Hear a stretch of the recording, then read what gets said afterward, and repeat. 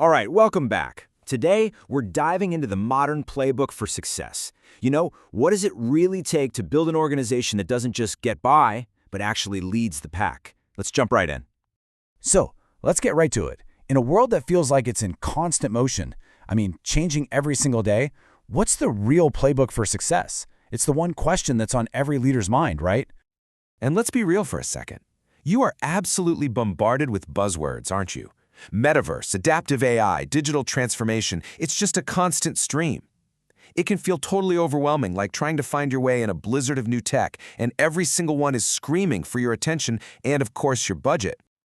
Okay, so before we get lost chasing all that shiny new tech, let's take a breath and ground ourselves in what's happening right now. Let's kick things off with the big one, the Innovation Challenge. And here it is, the big squeeze.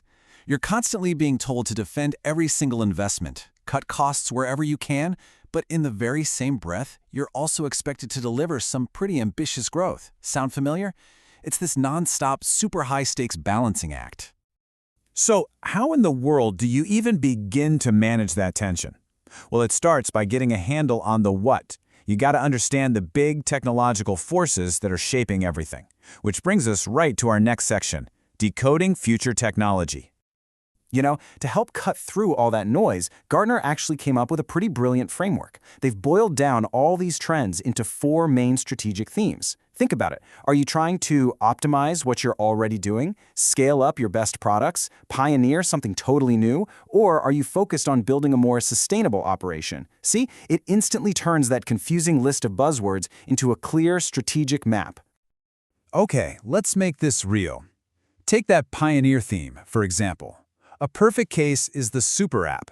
Now, this isn't just another app on your phone. No way. Think of it more like an entire ecosystem that lives in your pocket. It's a platform that allows other companies to build their own little mini apps right on top of it. The result? One single, super smooth experience for the user.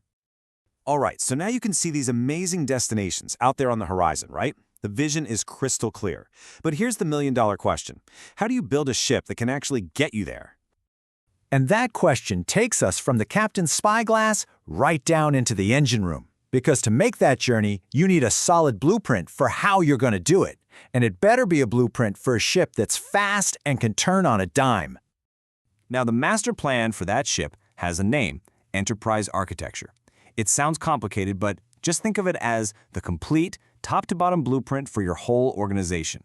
It's the map that shows how your structure, your processes, your systems, your tech, how all of it fits together to get you where you want to go. So how do you actually build the thing using that blueprint? Well, for decades, the go-to method was waterfall. It was this really rigid step-by-step process. The problem? Once you started, you couldn't really go back. But today's world, it demands agile. It's all about being iterative, being flexible, and being built from the ground up to adapt to all that change we were just talking about. A really fantastic model for this is the CA Agile Lifecycle. And what makes it so powerful is its simple, common sense logic. First, you start with understanding.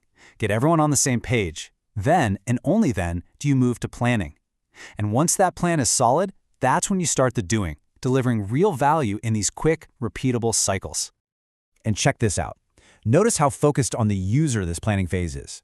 This isn't about writing up some long, dry technical document. No, this is about defining a vision, writing user stories from the perspective of the person who will actually use the thing, and figuring out your minimum viable product. What are the absolute core features we need to get this out the door so we can start getting real feedback?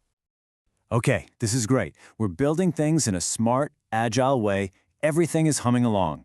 But you know who's going to come knocking on your door sooner or later? Yep, the CFO. And that brings us to the scorecard. It's time to justify the investment. Warren Buffett really nailed it with this one. Price is what you pay, value is what you get. And that's the whole game right there. Your entire goal is to show, without a doubt, that the value you're creating is way, way bigger than the price tag. And here's a crucial point. Value isn't just about making new money. It's also about not losing a catastrophic amount of it. Just look at this number. A single data breach in the US costs, on average, a whopping $8.64 million. All of a sudden, that investment in cybersecurity doesn't seem like a cost, does it? It's straight-up value protection. Look, it all boils down to this super simple equation. Value equals benefits minus costs. At the end of the day, that's it. You just have to prove that the benefits are bigger than the costs. That is the absolute heart of ROI. But hang on a second. Let's just zoom out for a minute. We've talked tech, we've talked process, we've talked money. But what about the people? You know, the actual human beings who do all this work? What's the real foundation that all of this is actually built on? And that brings us to our final section.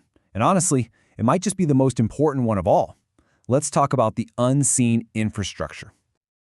Okay, so we all know what physical infrastructure is, right? Roads, bridges, the power grid. But there's another kind called social infrastructure. And this is all about the foundational stuff, the policies, the services that make it possible for people to even show up and be productive members of the economy in the first place. So what are we talking about here? Well, the argument is that this includes things like affordable childcare, access to healthcare, and paid family leave. And from this point of view, these things aren't just social programs. They're seen as essential infrastructure, just like a highway, that you need to have a healthy, productive workforce. And of course, in the digital world we live in today, there's another layer to this foundation that is absolutely critical.